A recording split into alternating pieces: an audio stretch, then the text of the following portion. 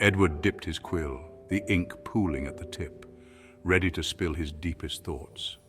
The scratching a stark contrast to the tumultuous sea outside, the waves crashing like the turmoil in his heart. He poured his heart onto the parchment, words heavy with longing and regret, each stroke of the quill a testament to his inner turmoil.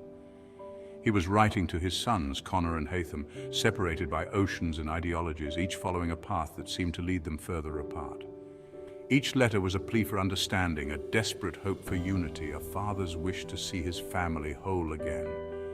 He spoke of their shared blood, of the Kenway legacy they carried, a legacy that was both a blessing and a curse. He reminded them of the enemies they faced, a tyrannical force that threatened to consume their world, urging them to see the bigger picture. He urged them to find common ground, to stand together as a family, to remember that their bond was stronger than any conflict. He sealed the letters with his ring, the Kenway crest, a silent testament to their shared heritage, a symbol of the unity he so desperately sought. He entrusted them to the wind, carried by a ship sailing towards uncertain futures, hoping that the sea would be kind to his words. He prayed that his words would reach his sons, that they would find their way into their hearts. He prayed that they would listen, that they would understand the depth of his love and the importance of their unity. Edward knew the task was daunting, the rift between his sons vast and seemingly insurmountable. Connor, the fiery assassin, fought for liberty with unwavering passion, his spirit unyielding and fierce. Haytham, the stoic Templar, believed in order and control, his demeanor calm and calculated. Their paths diverged, their beliefs clashing like thunder in a summer storm, each convinced of their own righteousness. Yet, Edward clung to the belief that blood ran thicker than water, that their shared heritage could bridge the gap between them. He had witnessed the power of family, the unbreakable bond that transcended differences, and he held on to this hope. He held on to this belief, this fragile hope, as a ship carried his words across the vast expanse of the ocean, each wave a silent messenger. He stepped out onto the deck, the salty air stinging his face, a reminder of the journey he had undertaken. The ship creaked and groaned, a constant reminder of the journey ahead, the challenges that lay before him. Edward looked towards the horizon, his gaze unwavering, his resolve firm. He carried the weight of a father's love, the burden of a fractured family, and the hope of reconciliation. He vowed to mend the broken bridges, to reunite his sons under the banner of unity, to heal the wounds that had torn them apart. He would bring his sons together, even if it was the last thing he did, for he believed in the power of family and the strength of their bond. Connor read his father's letter, the parchment crackling in his hands.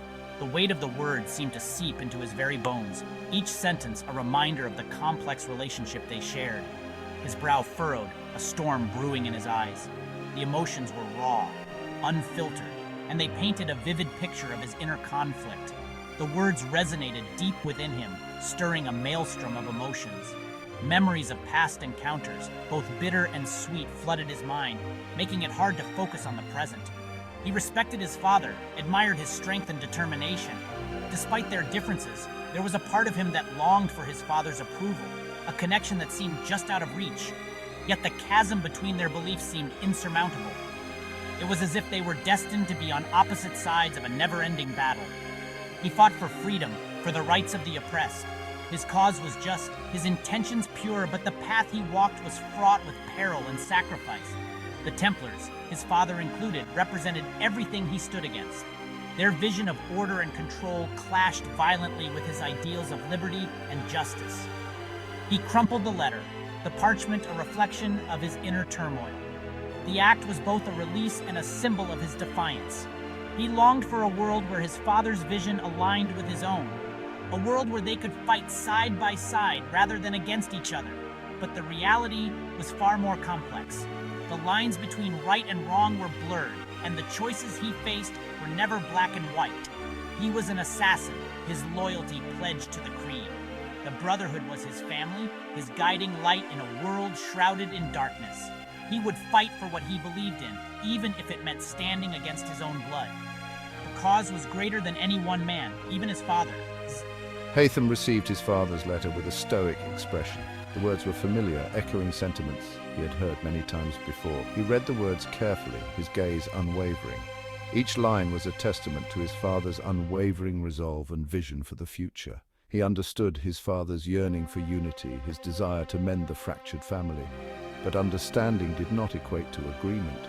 But Haytham had chosen his path long ago. His commitment to the Templar Order was unshakable, a decision made with both heart and mind. He believed in order, in the Templar vision for a better world, a world where chaos was subdued and peace was maintained through control. He saw chaos and destruction in the assassins' fight for freedom. To him, their methods were reckless, their goals misguided. He folded the letter, tucking it away in his coat. The gesture was final, a silent acknowledgement of the divide between them. He respected his father, admired his unwavering resolve. But respect did not mean agreement, and admiration did not mean alignment, but their paths diverged, their beliefs irreconcilable. They were two sides of the same coin, forever destined to clash. He was a Templar, his loyalty pledged to the Order. The Templars were his family, his purpose, and his destiny. He would uphold his duty, even if it meant standing against his own kin. The cause was greater than any personal bond. He would not be swayed by sentiment, by the ties of blood. His resolve was ironclad, his path set in stone. He would remain steadfast in his convictions, even if it meant walking a solitary path. The journey was his alone, and he would see it through to the end. Word spread like wildfire through the fledgling alliance. Captain Edward Kenway, the legendary pirate, sought to mend the fractured bonds with his sons. Whispers turned to hushed conversations, speculation running rampant. Some saw it as a beacon of hope, a testament to the enduring power of family. Others viewed it with skepticism, a dangerous gamble in a time of uncertainty. The alliance itself was a fragile thing, a tapestry woven from different threads. Assassins and pirates, once sworn enemies, now fought side by side against a common foe. Their motivations varied, their loyalties often tested, yet a shared purpose bound them together, however tenuously. The threat to their freedom, to their very way of life, overshadowed their differences. They knew that divided they would fall. Their only hope lay in unity, in setting aside their differences to face a common enemy. The news of Edward's letters added another layer of complexity to the already delicate situation. Connor and Haytham, two figures of immense influence within the alliance, now grappled with their own internal struggles. Their loyalty to their respective orders, to their beliefs, was challenged by the call of family. The fate of the alliance, the future they fought for, hung precariously in the balance. The weight of their decisions weighs heavily on you, Edward. Edward sighed, running a hand through his graying hair. They are my sons, Adewale. To see them divided, pitted against each other, it tears at my very soul. He paused, his gaze fixed on the endless horizon. I had hoped that the threat we face, the tyranny that seeks to engulf us all, would be enough to unite them. But some wounds run too deep, old allegiances die hard. Adewale nodded, his dark eyes filled with wisdom. The ties of blood are strong, Edward, but they are not the only bonds that bind us. Shared purpose, a common enemy. These can forge alliances stronger than any kinship. Have faith, my friend.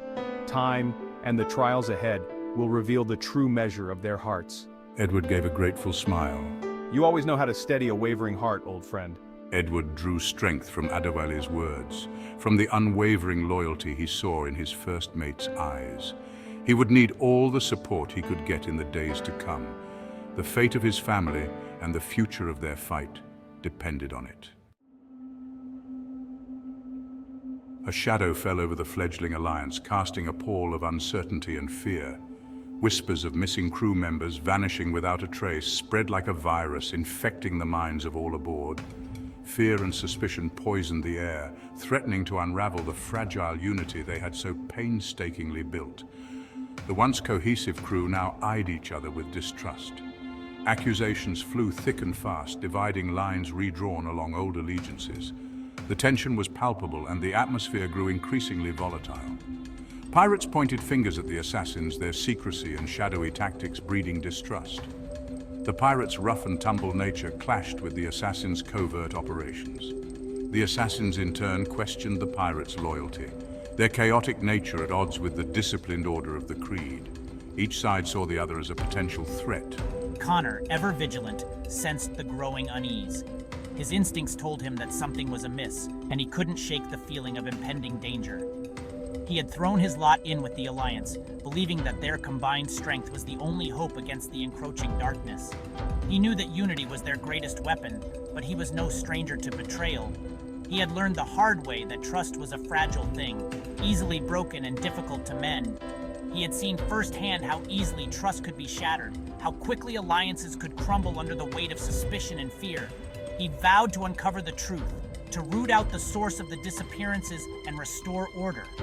He knew that only by finding the truth could they hope to rebuild their fractured alliance. Haytham too felt the shift in the air. He was a man of pragmatism, always calculating and strategic in his approach. He had always viewed the Alliance with a degree of pragmatism, understanding its necessity but never fully trusting it. It was a means to an end, a necessary alliance of convenience against a common foe. He knew that their combined efforts were crucial for survival, but even he recognized the danger in allowing suspicion and distrust to fester. He understood that a divided crew was a vulnerable one. He knew that a house divided against itself could not stand. The Alliance's survival depended on their ability to trust one another. He would use his influence, his strategic mind, to navigate this treacherous path. He was determined to steer the Alliance through these troubled waters and ensure their mission's success. The air crackled with tension as the Alliance gathered. The disappearance of their comrades had cast a long shadow over their ranks.